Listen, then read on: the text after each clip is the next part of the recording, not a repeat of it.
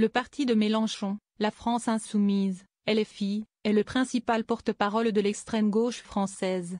Il a remporté le plus grand nombre de sièges au sein de l'alliance de gauche qui a remporté une victoire surprise sur l'extrême droite lors des élections législatives anticipées de dimanche.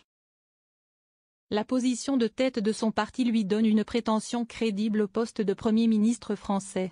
Mais ses espoirs de faire glisser la France nettement vers la gauche semblent s'être évanouis après que les chefs des principaux partis ont rapidement exclu de former une coalition avec un personnage pro-Gaza, partisan de l'impôt et des dépenses, que beaucoup en France considèrent comme un radical antisémite. L'alliance de gauche du nouveau Front populaire, NFP, pourrait chercher à rassembler une coalition difficile à gérer sans lui, ou tenter de former un gouvernement minoritaire en concluant des accords individuels sur la législation avec ses rivaux, mais ni l'un ni l'autre ne serait facile. Mélenchon, qui nie les accusations d'antisémitisme, est la figure la plus clivante au sein du NFP, a déclaré le chef de file socialiste Olivier Faure, faisant référence à l'alliance de gauche du nouveau Front populaire, NFP.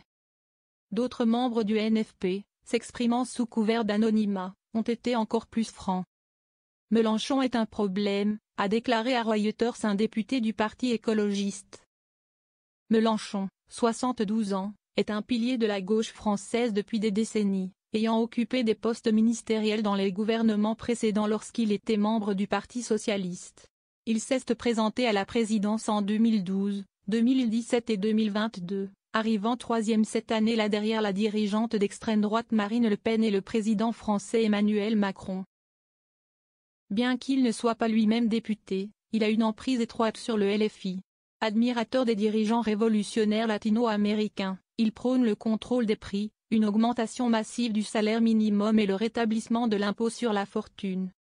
Sa réputation a pris un coup en 2018 lorsqu'il a été filmé en train de crier « Je suis la République ».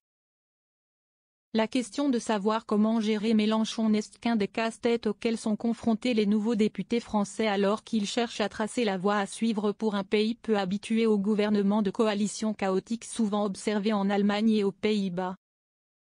Les dirigeants des partis qui composent le NFP se sont réunis pour discuter de la personne qui devrait remplacer le Premier ministre Gabriel Attal, qui a présenté sa démission à Macron lundi mais devrait rester en poste à titre intérimaire.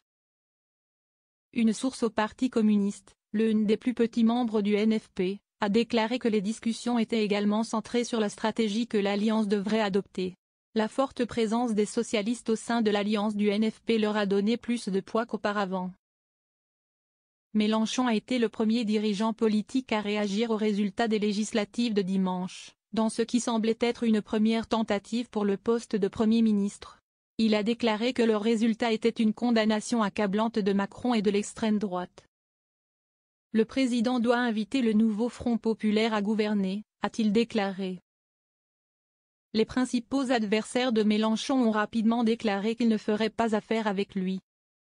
L'ancien Premier ministre Édouard Philippe, considéré comme un successeur possible de Macron en 2027, a déclaré qu'un éventuel gouvernement de coalition ne peut pas être l'œuvre d'un seul homme.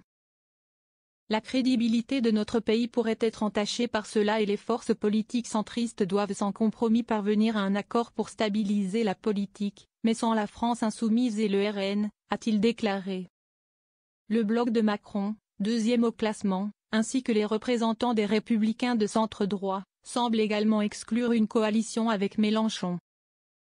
La chef du parti écologiste Marine Tondelier, une star de la campagne qui est elle-même une candidate potentielle au poste de Premier ministre, s'est montrée plus circonspecte. Elle a déclaré à la radio France Inter que le poste pourrait être occupé par quelqu'un de LFI, des Verts ou des socialistes. Le député socialiste Arthur Delaporte s'est montré moins préoccupé par le rôle de Mélenchon dans le prochain accord.